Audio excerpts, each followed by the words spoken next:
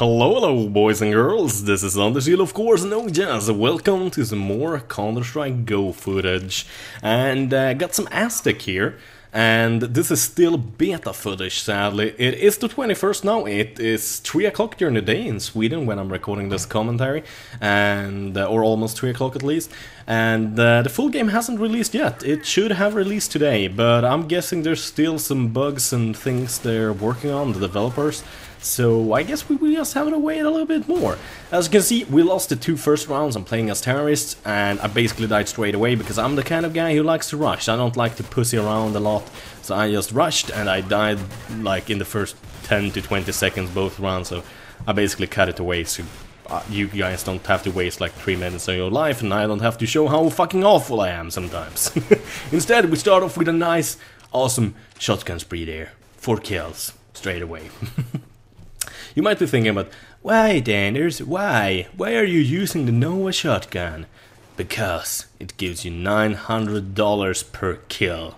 I just got 4 kills. That's the same like getting 12 kills.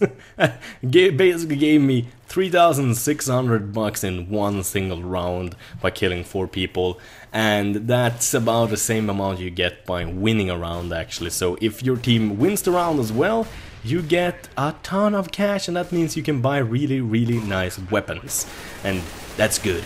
Having really nice weapons is really nice. If you guys get my drift. But I thought I would actually like tell you guys a little bit about the buying system. This is something that most of you guys who have played Counter-Strike Go for a while is gonna know, of course, and you won't have any use for it at all, to be honest. This is more for the Counter-Strike noobs that have never played Counter-Strike at all before, and also for the guys who only played 1.4 or 1.6 like I've done before.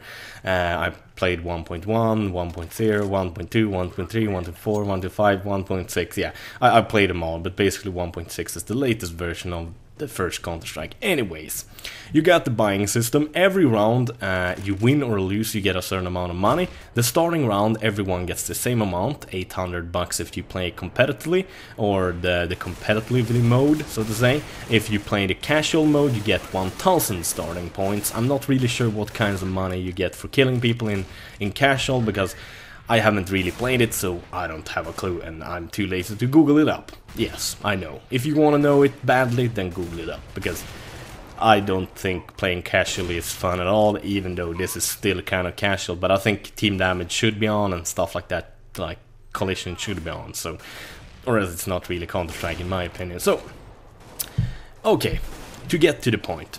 Every round, as I said, you win or lose, you get money, and the first round you get $800. What you do with those $800 the first round might be very important to how your team is gonna fare during the rest of the rounds. If you save them, you will of course be able to buy a much nicer gun than most other people the next round, because most people actually do buy it during the first round, so that's always a nice alternative. As terrorist and as counter-terrorist, it's never bad to actually buy some armor and stick with your original pistol. I like to call the Counter-Strike pistol an USP, just because I'm used to calling it that, but it's obviously not an USP anymore. It's some weird gun that I don't like at all, to be honest. And the Glock for the terrorists, it's also like it's a whole new gun, because it behaves so weirdly. So I actually prefer, I know it's kind of noobish, but I prefer right now, at least until I learn how to handle those 2 guns in a good way, to just go with a simple buy or buy not. Either I buy a nice deagle, or I buy nothing at all and save my money. That's about usually what I do. People that are more used to the game and more used to these 2 guns, the starting guns for terrorists and counter-terrorists, will probably buy armor instead, because it has a greater benefit, of course, of you being more protected and can take more fire and probably kill more people. And of course, with counter-terrorists, I think you can buy armor and defuse kit at the same time. But as I said, I haven't gone for that really, so I trust my life in the heavy hitting hand cannon, aka Desert Eagle.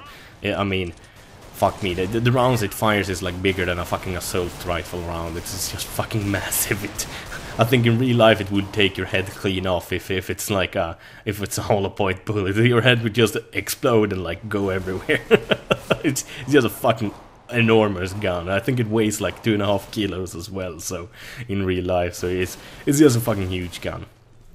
But now we come to kind of like what should you buy then? I mean, if your team loses, you might buy a shotgun. That is actually something I've started doing, just like I did there. Like we lost the first 2 rounds, I bought a shotgun the 3rd round and just shot 3 people. We won, and I all of a sudden had like $7,000 to spend on armor, Desert Eagle, and a nice little AVP, and being able to rape a little bit again. And why is the shotgun so good now? The shotgun actually does a little bit more damage now, at least it feels like it. It feels almost a little bit overpowered, because at close range you can kill someone real easy from like 5 to 6 meters and down to 0. You can kill someone with 1 shot in the chest and of course in the head. And I don't remember the shotguns doing that before. And something also that's totally new about the shotguns is them giving you 900 fucking bucks for 1 kill. All of the other guns give you 300, except for the snipers who give you like 50 or something like that. I think the automatic sniper might give you 300 or something like that, but I do know for a fact the AVP only gives you like 50, so yeah, it's kind of weird how they have done it, but I kind of like it because it kind of makes you want to use other guns, and it's kind of good that there actually are shotguns that are being used, because a shotgun would be used in real life if the map is tight quarters, or what you're assaulting is tight quarters, because a shotgun packs a hell of a fucking punch compared to 1 round, and I mean, 1 round is usually enough from a shotgun to kill your enemy, to be honest.